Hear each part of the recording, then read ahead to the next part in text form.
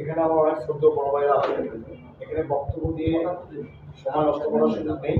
Plus একসঙ্গে আমরা বসছি, আমরা দলের জন্য, দলের স্বার্থে আমরা একজনের সঙ্গে আন্তরিকতা গ্রহণের বাড়ানোর জন্যই আজকে বসা। সম্মানিত সভাপতি, আমাদের মিরপুর থানা বিএনপির সম্মানীয় আহ্বায়ক, আমি মনে করি একজন ভালো মনের মানুষ। আমি যতটুকু মানুষকে চিনি, অত ঝামেলা কাছাড়া মানুষ না, একজন মানুষ মতিন এবং বিএনপি মহানগরীর যুগ্ম আহ্বায়ক কেন্দ্র সদস্যবৃন্দ এবং ওয়ার্ডের সভাপতি, সাধারণ সম্পাদক। বিষয়টা হলো এই, আমি কামাল ভাইকে দিয়ে শুরু করি। কামাল ভাই কিন্তু আমাদের আজকে নেতা। কামাল ভাই কিন্তু বৃহত্তর মিরপুর থানায় আমি যখন আমি বলি বিপুল ভাই ভালো জানেন, অনেকেই ভালো জানেন আমার সম্বন্ধে। আমি কিন্তু বেসিক্যালি 91 আমি তো অনেক আগে না, আমার চেয়ে অনেক আপনার এখানে অনেক বর্ষীয় নেতারা আছে।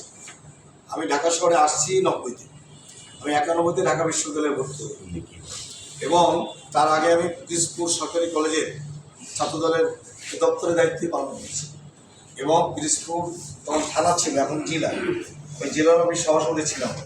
আমি যখন ঢাকায় এসে ভর্তি হই, আমি কিন্তু বিসিএসে 8-এ আমি চান্স পেয়েছি। পাইবার সময় আমি গ্রেপ্তার হওয়ার কারণে আমাকে আর বিসিএস দেওয়া হয়নি।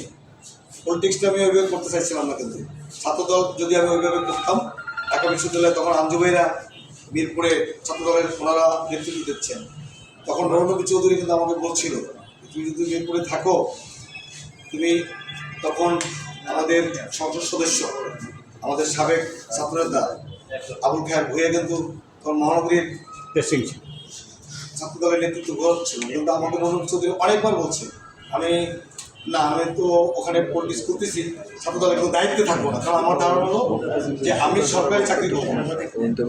তারপরে দেখেন সরকারি শেষ করে তখন বাবুল মাস্টার ছিল কিন্তু আবার এই মিরপুরে সভাপতি। আবার আমার পুকুর বাসায় এই 3 নম্বর, এই মিঠু আবার ভালো জানবে, এ ব্লক 3 নম্বর রোডে মোতালেব সাহেব হলো আমার ফুপা, আর মমতাজ বেগম আমার ফুপু। মোতালেব সাহেব ছিল ইংলিশের টিচার ন্যাশনাল স্কুলের, আর আমার ফুপু ছিল বাংলার টিচার। মোতালেব সাহেব হয় কি, আমার ফুপু আবার ইন্টারভিউ দিয়ে আসে, শিপিং ইন্সপেক্টর হয়ে গেল শিপিংয়ে। তখন শিপিং ইন্সপেক্টর মানে কি বিশাল ব্যাপার। মিরপুরে 6 নম্বরে তো অনেক অল্প দেয়, মিত্র জানে। আমার ফুপা সকালবেলা বেরোতো 12টার দিকে, আর রাত্রে 12টা বাসায় ফিরতো, একদম বড় ব্যাগ টাকা হ্যাঁ তো, মানে শিপিং ইন্সপেক্টর মানে বিশাল ব্যাপার, টাকা টাকা ওইটা আমি গুনতাম। তার আবার একটা ভাগিনে ছিল, অন্য বড় লাভ, হ্যাঁ ওরে গুনতে দিত না, কারণ ওভার টাকা আবার ঢুকে, কিন্তু আমার বিশ্বাস করতো আমার সুস্থতা। যাই হোক, সে অনেক কথা। 6 নম্বরে 1 নম্বরে অনেক লোক অনেক কিছু বলে। আমার পোকা তখন নগদ টাকা, মানে 6 নম্বরে যদি একটা বড় মাছ উঠতো, ওটা মোতালেব সারতেন। হ্যাঁ 90-তে দেখেন, 90-তে কিন্তু আমি গ্রেপ্তার হয়েছি এই 6 নম্বরে। কি জানেন, আমি তখন তো কোচিং করি, ইউনিভার্সিটি ভর্তি হওয়ার জন্য 10 বছর করে সোশ্যাল মিডিয়া আন্দোলনে গেলে ক্যামেরা দেখলে মোবাইল আমি তো 6 নম্বর টোটালি বড় কি বড় ঘেরাও। আর আমি তো মনে করেন ওই 10 নম্বর নেমে ফার্স্ট রেজের পাশ দিয়ে আমি গান দিতে মনে করেন আস্তে আস্তে আসতেছি। আমি তো জানি না যে ঘটনা কি হয়েছে। আর্মিরা মনে করছেন যে তখন তো আমি মনে করেন, তখন মনে করেন আমি এখন যেভাবে দেখতেছেন, তখন তো আমি অনেক সুন্দর ছিলাম, আমার চুল, আমার বডি। তা আর্মিরা মনে করছে যে এই মনে হয় কাম আমি করছি।